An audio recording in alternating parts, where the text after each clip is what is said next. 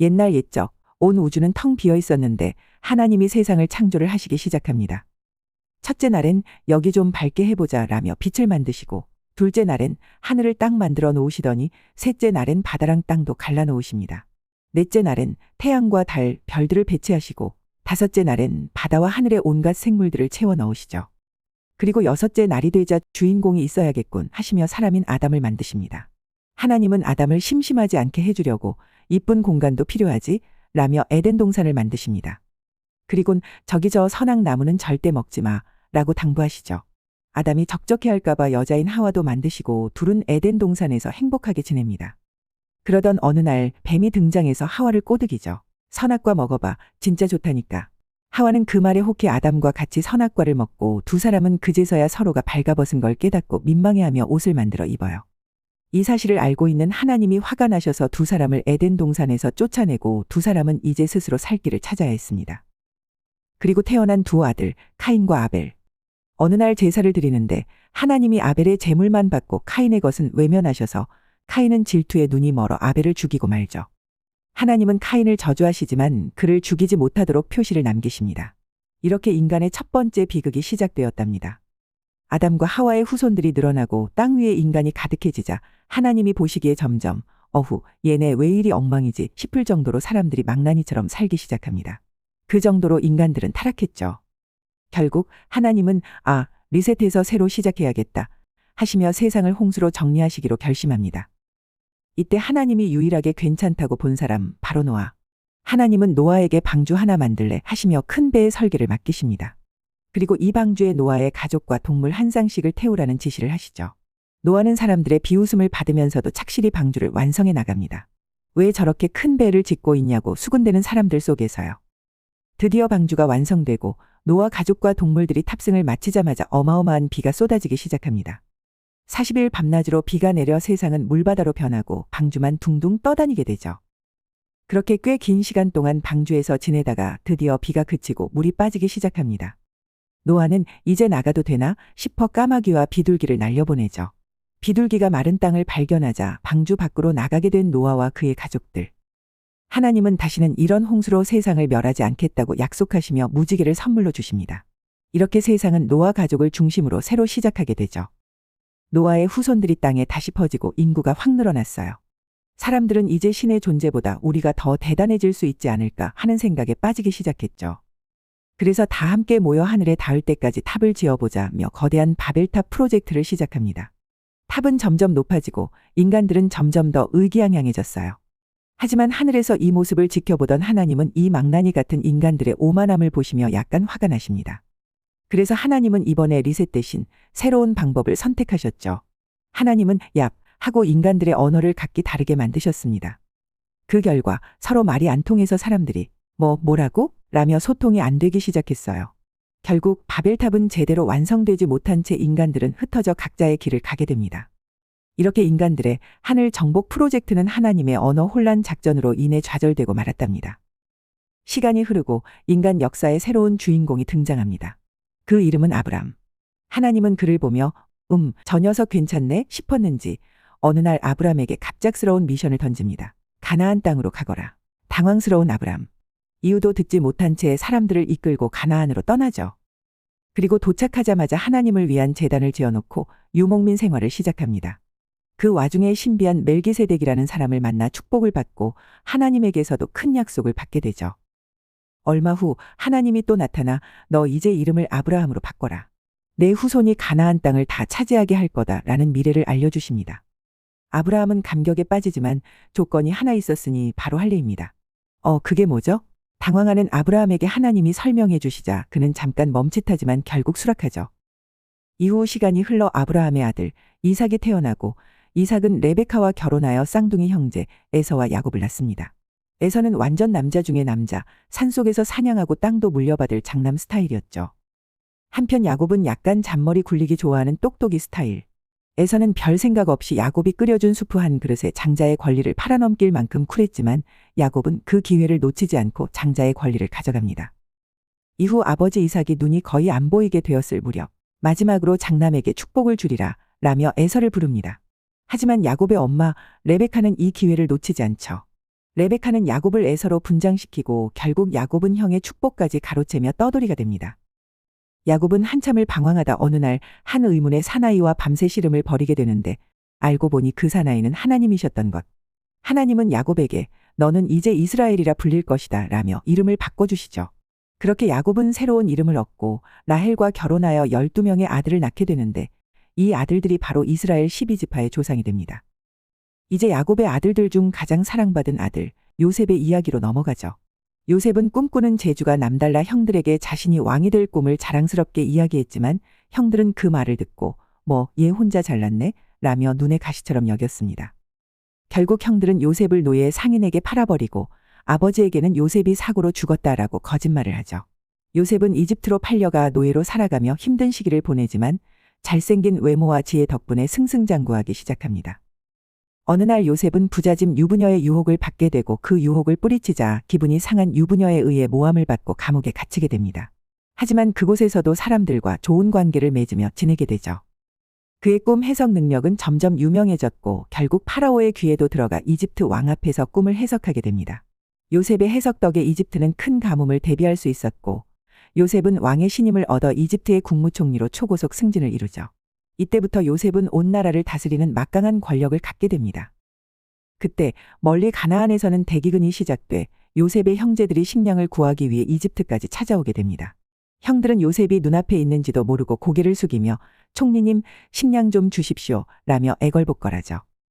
요셉은 형들을 알아보고 한동안 몰래 지켜보다가 그들을 일부러 시험에 들게 만듭니다. 형들이 지난 죄를 후회하는 모습을 본 요셉은 결국 감동의 정체를 밝히고 형제들을 포옹하며 용서하죠. 형님들 이제 이집트로 와서 다 같이 삽시다. 이렇게 요셉 덕에 야곱의 가족 70명이 이집트로 내려와서 살게 되었고 새로운 삶을 시작하게 되었다는 이야기입니다. 그 다음부터는 우리가 잘 알고 있는 모세와 홍해의 기적 이야기가 시작됩니다. 이스라엘 사람들이 요셉 덕분에 이집트에서 잘 살게 된 지도 시간이 많이 흐릅니다. 그런데 세월이 지나면서 요셉이 누구였는지 잊어버린 새로운 파라오가 왕위에 오르며 상황이 급변하죠. 새로운 파라오는 이스라엘 사람들이 너무 많아졌는데 지금 인구수만 봐도 우리한테 너무 위협적이야 라며 이스라엘 사람들을 노예로 만들어버립니다. 그리고 남자아이가 태어나면 전부 강에 던져버리라는 명령까지 내리죠. 이때 용감한 한 엄마가 태어난 지 3개월 된 아들을 몰래 나일강에 띄웁니다. 그 아이가 바로 모세입니다. 마침 나일강에 나온 파라오의 공주가 강을 떠다니는 바구니를 발견하고 안에 있는 모세를 보고는 어머 이 애기 너무 귀엽다 라며 궁으로 데려가 키우기로 합니다. 그렇게 모세는 이집트 궁에서 왕자로 자라며 성장하게 되죠. 모세는 커서도 자신이 히브리 사람이라는 사실을 잊지 않았습니다. 어느 날 모세는 히브리 노예가 이집트인에게 학대받는 장면을 목격하게 되는데 순간 화가 치밀어 올라 이집트인을 쳐서 죽이고 맙니다. 이 일이 알려지자 모세는 급히 도망쳐 미디안 광야로 숨어들죠. 광야에서 한참 지내며 양치기로 살던 모세에게 어느 날 기적 같은 일이 벌어집니다. 불타는 떨기나무 속에서 하나님의 음성이 들린 겁니다. 하나님은 모세에게 너 이집트로 돌아가서 내 백성을 해방시키거라 라는 미션을 던지시죠.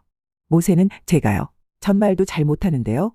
라며 당황하지만 하나님은 모세에게 내 형 아론이 너랑 같이 갈 거야. 걱정 마 라며 든든한 지원군을 붙여줍니다. 이제 모세와 아론은 파라오에게 찾아가 이스라엘 백성을 풀어주시오 라고 당당히 요구합니다. 하지만 파라오는 농담이겠지. 애들아 일이나 더 시켜 라며 단칼에 거절하죠. 그러자 하나님은 모세에게 10가지 재앙을 내리게 하십니다. 첫째, 나일강을 피로 물들이는 사건부터 개구리, 파리, 가축 죽이기, 피부병 등 온갖 끔찍한 재앙이 연달아 터지는데도 파라오는 꿈쩍도 하지 않죠. 드디어 마지막 10번째 재앙, 장자의 죽음이 내려지자 파라오는 됐다 됐어. 다 나가라. 제발 나가. 라며 이스라엘 사람들을 놓아주기로 합니다. 이스라엘 백성들은 서둘러 이집트를 탈출해 광야로 떠나죠. 하지만 얼마 못 가 파라오는 마음을 바꾸고 군대를 이끌고 이스라엘 백성을 쫓아옵니다. 이스라엘 사람들은 절망에 빠지지만 모세가 홍해 앞에서 지팡이를 들자 홍해가 쫙 갈라지면서 길이 나타나는 놀라운 일이 일어납니다. 이스라엘 백성은 무사히 바다를 건너고 뒤따라오던 이집트 군대는 바닷물에 휩쓸려 버리죠. 광야 생활이 시작되며 사람들은 목이 마르다며 물을 달라 라고 난리가 나고 배가 고프다며 먹을 걸 달라 라고 아우성을 칩니다. 하나님은 그때마다 반석에서 물을 내고 하늘에서 만나와 메추라기를 내려주며 모든 필요를 채워주시죠. 그런데 사람들은 계속 불평을 멈추지 않습니다. 그러다 모세가 하나님과 대화하러 산에 올라가 있는 사이 이스라엘 백성은 금송아지 우상을 만들어 이게 우리를 이끌어줄 신이다 라며 춤추고 난리를 칩니다. 산에서 내려온 모세는 그 모습을 보고 분노에 차서 돌판에 적힌 십계명을 깨뜨려 버립니다. 하지만 하나님은 새로운 돌판을 만들어주며 이스라엘 백성과의 언약을 다시 맺으시죠. 이후 이스라엘 백성은 광야에서 40년 동안 떠돌며 하나님이 약속한 가나안 땅을 향해 나아갑니다. 이 시기 동안 모세는 사람들에게 십계명과 율법을 가르치며 그들이 하나님을 잘 섬기도록 이끌어줍니다. 하지만 모세는 가나안 땅에 들어가지 못하고 그 땅을 멀리서 바라본 뒤 생을 마감하게 됩니다. 이렇게 모세의 이야기는 끝나지만 이스라엘 백성은 가나안을 향한 여정을 이어갑니다. 하나님은 모세의 뒤를 이어 여호수아에게 이스라엘을 이끌도록 하며 드디어 그들은 약속의 땅을 눈앞에 두게 됩니다. 여호수아가 모세의 뒤를 이어 이스라엘 사람들을 이끌고 드디어 가나안 땅에 입성했습니다. 여호수아는 요단강을 가르고 성벽을 무너뜨리는 등 다소 과격한 방법으로 가나안을 정복하죠. 그렇게 가나안은 이스라엘의 것이 됩니다. 하지만 시간이 지나 여호수아가 죽자 이스라엘 사람들은 또 눈에 보이는 우상들에게 홀려버립니다. 그 유명한 바알, 아세라, 아스타로트가 그때 등장하죠. 이스라엘 사람들은 하나님보다 우상이 더 믿음직스럽다며 바알과 함께하기 시작하고 그 결과는 당연하게도 하나님께 혼쭐이 나게 됩니다. 그러면서 이스라엘은 사사기의 시대로 접어듭니다. 이 시기에는 반복적인 일들이 벌어지는데요. 이스라엘 백성들이 우상 숭배를 하면서 누군가에게 지배당하면 하나님이 사사를 보내줍니다. 그럼 평화가 찾아왔다가 그 사사가 죽으면 다시 우상 숭배를 시작합니다. 그렇게 또 누군가의 지배당하는 순서가 여러 번 반복됩니다. 이 사사 시대의 유명한 인물들로는 강철 용사 기드온, 딸을 인신공양했던 입다, 그리고 천하장사 삼손이 있습니다. 삼손의 감성 충만한 이야기도 사실 정말 유명합니다. 어느 날 삼손은 적국 팔레스타인의 여인에게 완전히 빠져 결혼까지 하게 되는데요. 동족의 적과 결혼을 하다니. 하지만 천하장사 삼손은 문제를 일으키는 수준이 남다릅니다. 주변 사람들과 조금이라도 트러블이 생기면 두들겨 패고 심지어 불까지 지르며 팔레스타인 사람들을 괴롭히죠. 그렇게 삼손은 이방인들과 지내면서도 그들에게 재앙을 일으키는 이스라엘만의 양아치 히어로로 자리 잡습니다. 팔레스타인 사람들은 삼손에게 참다 결국 그의 아내를 죽여버립니다. 이에 격분한 삼손은 맨손으로 성문을 부수고 당나귀 턱뼈 하나로 무려 1000명이나 되는 팔레스타인 군대를 쓸어버리는 대사건을 일으키죠. 그러나 삼손에게도 약점이 있었으니 그의 괴력은 바로 머리카락에서 나온다는 비밀이었습니다. 팔레스타인 사람들은 삼손의 약점을 파악하기 위해 아름다운 창부 데릴라를 스파이로 보내죠. 데릴라는 삼손의 마음을 완전히 사로잡아 그가 머리카락이 잘리면 힘을 잃는다는 비밀을 알아냅니다. 결국 삼손은 데릴라의 배신으로 포로가 되어 팔레스타인 신전의 기둥에 묶이고 눈까지 뽑히는 처참한 신세가 됩니다. 하지만 마지막 순간 삼손의 머리카락이 다시 자라나게 되고 그는 마지막 힘을 모아 신전 기둥을 부수며 자신과 함께 수많은 적을 무너뜨리며 생을 마감합니다. 이스라엘 민족이 여전히 팔레스타인에게 지배받고 있던 시기, 그때 등장한 마지막 사사는 바로 사무엘입니다. 하나님은 이스라엘의 불만을 들으시고 그들에게 마지막 리더를 보내주셨죠. 사무엘은 이스라엘을 이끌고 팔레스타인과 싸워 주권을 되찾으며 민족 영웅으로 떠오릅니다. 그런데 시간이 좀 지나자 이스라엘 사람들이 우리도 왕이 필요해 라며 떼를 쓰기 시작해요. 사무엘이 어이없어하며 너희 왕은 하나님이시다 라고 하지만 사람들은 그래도 다른 나라도 다 왕이 있는데 우리도 왕 주세요 라며 왕타령을 멈추지 않습니다. 결국 사무엘은 하나님께 기도를 통해 상담을 요청합니다. 하나님은 일단 내버려둬 지도자를 하나 세워주마 라고 응답하시죠. 그렇게 운명의 다음 날 사무엘은 길을 걷다가 훤칠하게 잘생긴 청년을 만나게 됩니다. 그의 이름은 사울. 성경에 따르면 사울은 키가 크고 아주 잘생겼다고 하죠. 사무엘은 그를 보는 순간 하나님이 보내신 왕이라는 걸 직감합니다. 그리하여 사무엘은 사울에게 기름을 부으며 이스라엘의 첫 번째 왕으로 임명하죠. 사울은 처음에는 꽤나 책임감 있고 겸손한 모습으로 사람들의 존경을 받으며 왕의 역할을 수행해 나갑니다. 그런데 문제는 전쟁이 시작된 후에 벌어집니다. 팔레스타인과의 전쟁이 터지면서 사울 왕은 점점 불안해지고 필요할 때만 하나님을 찾는 모습을 보이며 허둥지둥하기 시작합니다. 결국 사무엘은 그런 사울의 모습을 보고 질려서 잠시 그의 곁을 떠나기도 하죠. 한편 사울의 아들 요나단은 용감한 왕자였는데요. 요나단은 부하 한 명과 적진을 돌파하며 팔레스타인 군을 혼란시키는 데 성공합니다. 그 덕분에 이스라엘은 전투에서 승리하고 그 기세를 이어 가나안 곳곳에서 승전보를 울리게 되죠. 그러나 사울은 그 승리에 점점 오만해지고 하나님의 지시보다는 자신의 욕심과 고집을 앞세우기 시작합니다. 그러자 하나님은 사무엘에게 사울을 왕으로 세운 걸 후회한다. 이제 다른 사람을 왕으로 삼자 라고 말씀하시죠. 사무엘은 오케이 좋습니다 를 외치며 즉시 사울을 떠나 새로운 왕을 찾아 떠납니다. 그가 만난 사람은 바로 아직 소년이었던 다윗. 다윗은 평범한 목동이었지만 하나님은 그를 차기 왕으로 선택하셨고 사무엘은 다윗의 머리에 기름을 붓습니다. 그리고 하나님의 영이 다윗과 함께하기 시작했죠. 참고로 이때 기름 부음이란 것은 왕이나 신에게 선택받았다는 상징으로 종교적 의미가 매우 크답니다. 한편 사울 왕은 하나님에게 버림받은 후 정신적 고통에 시달리기 시작합니다. 신하들이 귀신 들림에는 음악이 좋다는데요. 라고 조언하자 사울은 유명한 다윗을 불러 하프 연주를 부탁합니다. 다윗은 사울이 미쳐 날뛸 때마다 하프를 연주하며 그의 상태를 진정시키죠. 사울은 그런 다윗을 무척 아끼게 됩니다. 그러던 어느 날 팔레스타인이 이스라엘을 또다시 침공해 옵니다. 이때 팔레스타인 군에는 키가 거의 3m에 달하는 거인 장수 골리앗이 있었습니다. 골리앗은 이스라엘에서 나랑 1대1 붙을 용감한 사람 없냐? 내가 지면 항복할게. 라며 매일매일 이스라엘을 도발합니다. 이스라엘 군인들은 골리앗의 덩치에 압도되어 아무도 나서지 못하죠. 그렇게 골리앗은 40일 동안 언덕 위에서 이스라엘을 비웃으며 조롱합니다. 바로 그때 다윗이 이 광경을 보고 발끈합니다. 저놈이 이스라엘을 비웃다니. 다윗은 사울에게 가서 제가 저 골리앗을 상대하겠습니다. 라며 출전 의지를 밝혀요. 처음엔 모두가 다윗을 말렸지만 다윗은 진심이었죠. 결국 사울은 그래 한번 해봐라 라며 다윗의 결의를 지켜봅니다. 무겁고 큰 갑옷을 입어보지만 도저히 움직이기 어려운 다윗은 갑옷을 벗어버리고 작은 돌멩이 5개와 새총 하나를 들고 전장으로 나갑니다. 골리앗은 꼬마 다윗이 자신에게 다가오는 것을 보고 이게 지금 나를 우습게 보나? 라며 화가 납니다. 하지만 다윗은 주저하지 않고 새총을 휘둘러 정확히 골리앗의 이마를 맞춥니다. 순식간에 거대한 골리앗은 쓰러지고 다윗은 그 거대한 검으로 골리앗의 목을 베어버리죠. 그렇게 전쟁은 이스라엘의 대승리로 막을 내리고 다윗은 단숨에 영웅이 됩니다. 사울은 다윗이 점점 인기를 얻는 모습을 보며 한편으로는 기쁘면서도 점점 질투심이 생기기 시작합니다. 사울의 아들 요나단과 다윗이 절친이 되는 것도 사울에게는 거슬리기 시작하죠. 사울은 다윗을 지휘관으로 임명했지만 그가 점점 국민적 영웅으로 떠오르자 질투에 사로잡혀 다윗을 제거할 방법을 고민하기 시작합니다. 사울은 다윗을 죽이기 위해 온갖 방법을 쓰지만 번번이 실패하고 오히려 다윗은 더 많은 공을 세우며 인기를 끌게 되죠. 사울은 질투심에 미쳐 다윗을 직접 죽이려 하거나 최전방에 배치하는 등 다양한 시도를 해보지만 다윗은 끝까지 무사하게 살아남습니다. 심지어 사울을 피해 다윗이 유다 땅에 정착하자 많은 이스라엘 사람들이 다윗을 따르기 시작하죠. 사울은 끝까지 다윗을 쫓지만 다윗은 사울에게 2번이나 죽을 수 있는 기회가 생겼음에도 불구하고 사울을 살려줍니다. 이를 계기로 사울은 잠시나마 제정신을 되찾고 다윗을 인정하게 되죠. 하지만 결국 팔레스타인과의 전투에서 사울과 요나단은 전사하고 다윗은 큰 충격과 슬픔에 빠집니다. 그렇게 이스라엘에는 혼란의 시기가 찾아오고 이때 다윗을 추종하던 사람들이 그를 왕으로 추대하며 다윗이 유다의 왕으로 등극하게 됩니다.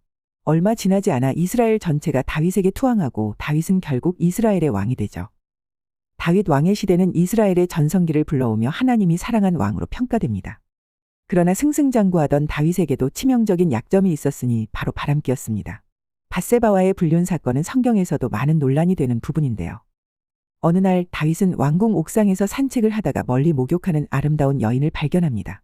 그녀는 유부녀 밧세바였고 다윗은 첫눈에 반해버립니다. 결국 밧세바를 왕궁으로 부르고 관계를 맺게 되죠. 그녀가 임신하자 다윗은 이를 덮으려 밧세바의 남편 우리아를 전쟁터 최전방에 보내어 전사하도록 합니다. 계획대로 우리아가 전사하자 다윗은 밧세바를 정식 아내로 맞이합니다. 하지만 이 사건은 하나님께서도 매우 실망하신 부분이었고 나단 선지자를 통해 큰 질책을 받게 되죠. 그리고 다윗의 아들이었던 솔로몬이 왕위를 이어받는데요. 솔로몬은 성경에서 지혜의 상징으로 잘 알려진 왕이죠. 가장 유명한 에피소드라면 역시 친자 판결 사건이 있는데요. 두 여자가 한 아기를 두고 서로 자기 자식이라며 싸우자 솔로몬은 아이를 둘로 나누라고 말해 진짜 엄마를 알아냅니다. 이 판결 덕분에 솔로몬의 명성은 온 나라에 퍼지게 되었고 그의 지혜는 외교, 종교, 문화 모든 분야에서 빛을 발휘했죠. 이스라엘은 그의 통치 아래 역대급 부강한 나라로 성장했습니다. 하지만 솔로몬도 인생 후반부에선 여러 여인과 결혼하고 첩을 들이는 등 화려한 삶을 살며 다양한 이방신과 우상까지 이스라엘에 끌어들이게 되죠. 솔로몬에게 하나님이 분노하신 이유가 여기 있습니다. 결국 이스라엘의 우상 숭배가 만연해지며 나라의 망조가 들기 시작했습니다. 솔로몬이 죽고 그의 아들이 왕위에 오르자 기다렸다는 듯 반란이 일어나 나라가 남북으로 쪼개집니다. 그렇게 북이스라엘과 남유다 두 왕국이 생기고 이 시기를 분열 왕국 시대라 부릅니다. 안타깝게도 두 나라는 똑같은 패턴을 반복했죠. 우상숭배, 외세 침략, 반성, 다시 우상숭배. 결국 북이스라엘은 멸망했고 유다도 바벨론에게 무너지고 맙니다. 이후 유대인들은 바벨론에서 포로 생활을 하며 힘든 시간을 보내는데 페르시아가 바벨론을 정복하면서 유대인들은 조금씩 자유를 얻습니다. 총 3차례에 걸쳐 예루살렘으로 돌아와 스룹바벨은 성전을 재건하고 에스라는 율법 교육을, 느헤미야는 성벽을 재건하면서 희망을 되찾죠. 하지만 이후 약 400년 동안 하나님의 침묵이 이어지게 됩니다. 구약 성경에는 시가서와 예언서라는 특별한 파트가 또 있습니다. 시가서는 문학편으로 상징과 철학이 가득한 책들이에요. 문학적 감각이나 창작의 영감을 찾는 분들에게 은근 재밌는 부분이죠.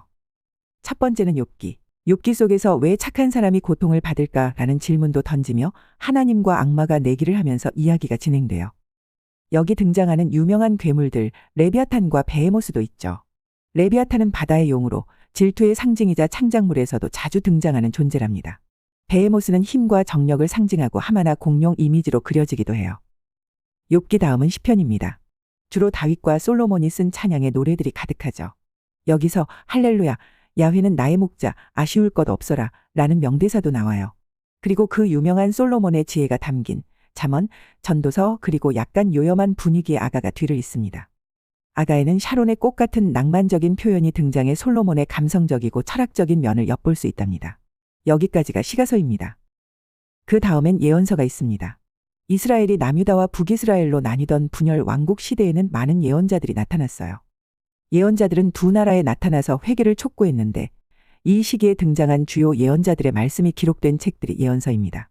대표적인 예언자로는 이사야, 예레미야, 다니엘 등이 있어요. 이들 예언서의 주요 메시지는 심판과 구원, 메시아의 도래 등입니다.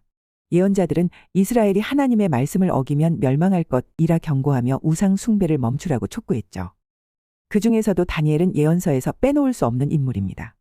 다니엘은 남유다가 멸망하면서 바빌로니아로 포로로 끌려갔지만 그 지혜와 총명함 덕에 바빌로니아 왕의 총애를 받아 국무총리 자리에 오르는 초고속 승진을 이룹니다.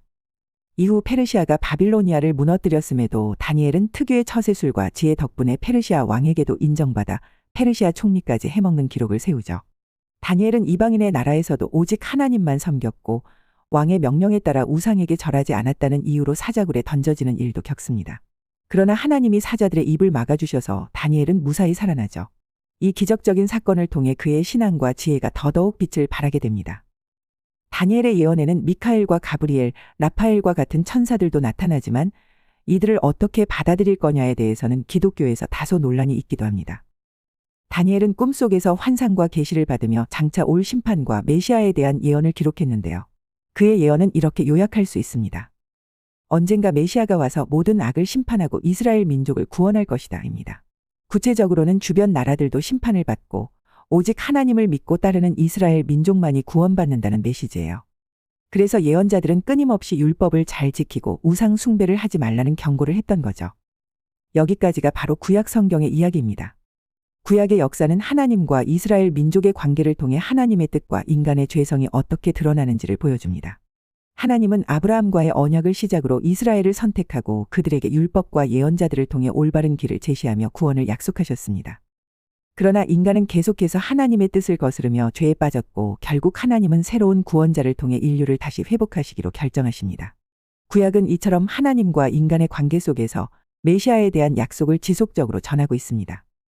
이제 신약에서는 그 약속이 이루어지며 바로 예수 그리스도의 등장으로 하나님께서 인류에게 참된 구원의 길을 열어주십니다. 구약에서 기다리던 메시아가 신약에서 드디어 나타나며 하나님의 언약은 성취되고 모든 인류에게 구원의 소식이 선포됩니다. 다음 시간에는 예수님께서 주시는 구원의 이야기와 함께 신약 성경의 이야기를 가져와 볼게요. 함께 해주셔서 감사합니다.